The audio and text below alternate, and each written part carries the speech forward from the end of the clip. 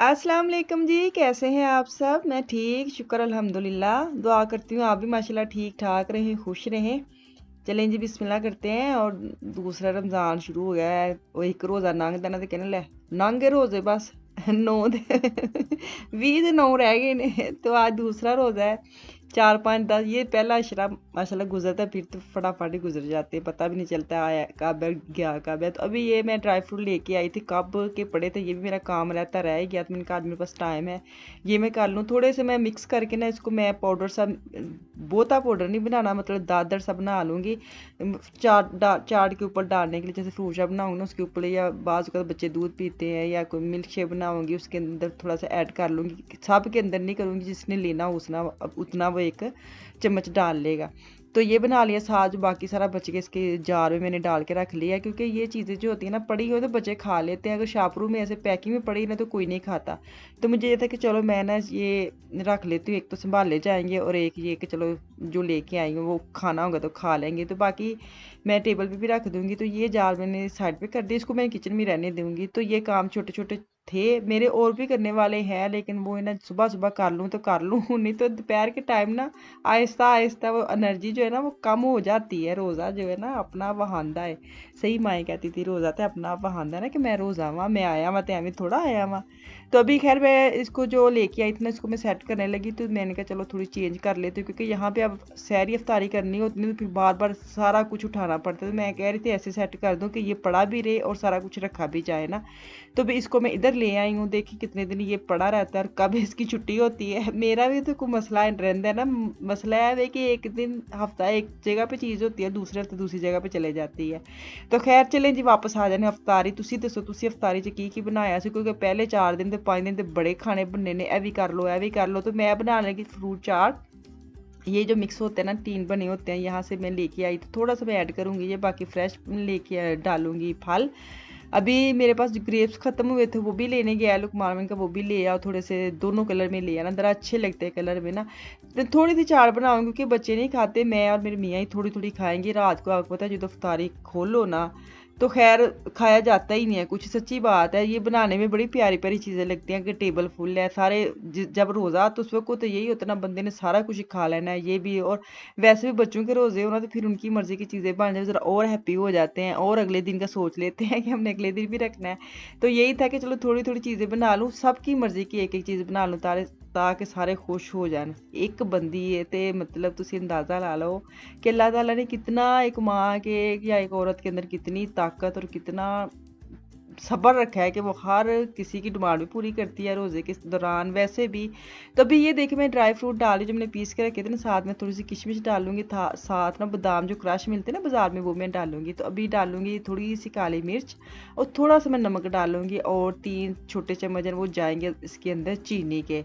और एक मैं डालूंगी शीशी फ्रेश क्रीम कह लें, शलाक्सा ने कह लें, लेकिन कम फैट वाली मैं डालूंगी। ये डाल के नहीं तो उसको फ्रिज में रख दे ताकि ठंडी यख हो जाए ना, जो तुहानू लगे। अक्सर जब अफ्तारी करते हैं उस वक्त नहीं भूख लगती ना इतनी तलब होती, बस ये होता है कि थोड़ा थोड़ा खा लिया फुल हो गया। लेकिन जैसे ही नमाज इशा का टाइम होता है ना उसके बाद फिर जब बेड पे जाने को दिल करता है ना, फिर दिल करता है कोई ठंडी याक चीज़ मिले।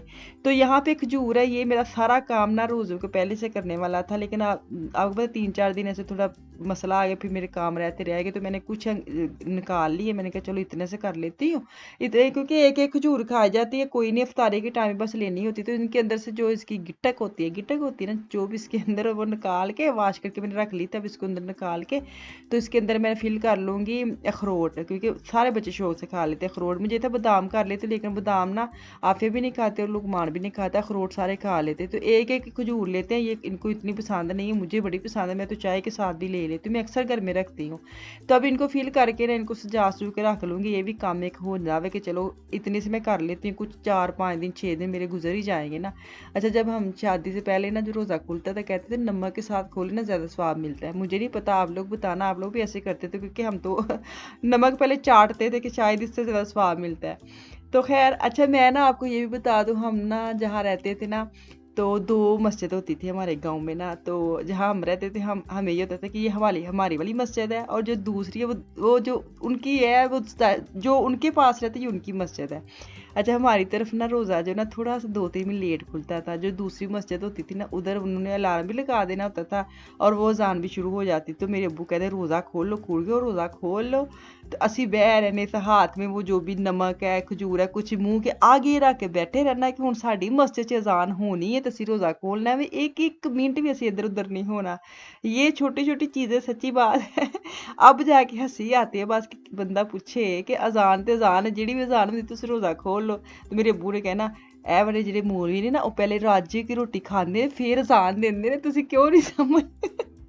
मुझे हाँ गल समझ में, कहते ये वाली जो मस्जिद है ना इसमें इसलिए देर से अजान होती है क्योंकि वो जो मौलवी है ना, इमाम मस्जिद जो भी अजान देता है वो पहले खुद पेट भर के खाता है फिर अजान देता है, तो आप रोज़ा खोल ले।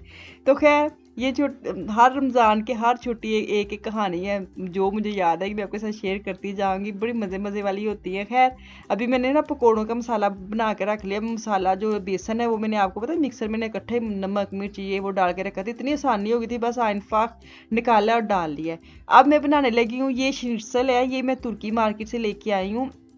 मैं ना अगली वीडियो में आपको दिखाऊंगी, हलाल है। तो ये मैं बर्गर बनाने लगी थी बच्चों के लिए, साथ में पकौड़े बना रही हूँ। बस मैं आपको ना जल्दी जल्दी एक दिखा देती हूँ कि मैं अज तुहानू की असी की मेज़ ते रखना है, की असी पकाना है। तो हर बच्चे की डिमांड है। ये जो मैंने बर्गर के लिए सारी फ्राई करके रख ली है, साथ इनकी मैंने चिप्स भी फ्राई कर ली है।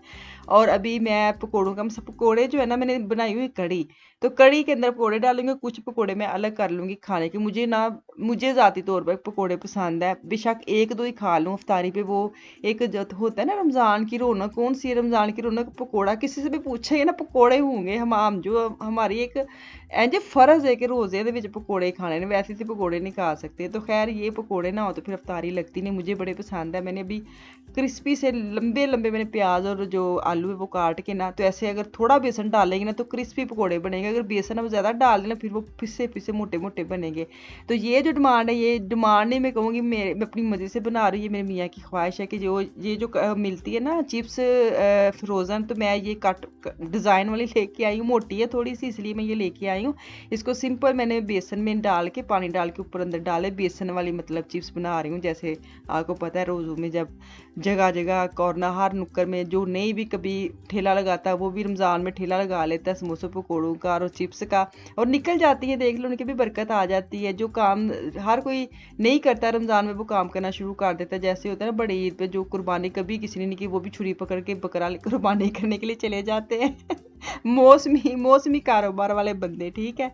तो ये यहाँ पे आगे सेटल लग गया और बच्चे बैठ गए हैं। अभी टाइम है, मैंने सबको बोला कि दुरूद शरीफ पढ़ना शुरू कर दें। जब रोज़ा खुले की नमाज जो होता है कि रोज़े से पहले बंदा कि जो दुआ करे कबूल होती है, कबूल तो हर वक्त होती है, इंसाफ नीयत से करें। तो ये देखिए जी खाना शाना बन गया है, अब खाते हैं अफ्तारी करते हैं। तो तुसी भी मेरी दुआ मुझे याद रखो। तो इतने मैनू दो इजाज़त, इंशाल्लाह ताला कल वापस आऊँगी। मुझे मेरी फैमिली को दुआ में याद रखें, अपना और अपनी फैमिली का भी खास ख्याल रखें। कल तक के लिए अल्लाह हाफिज़।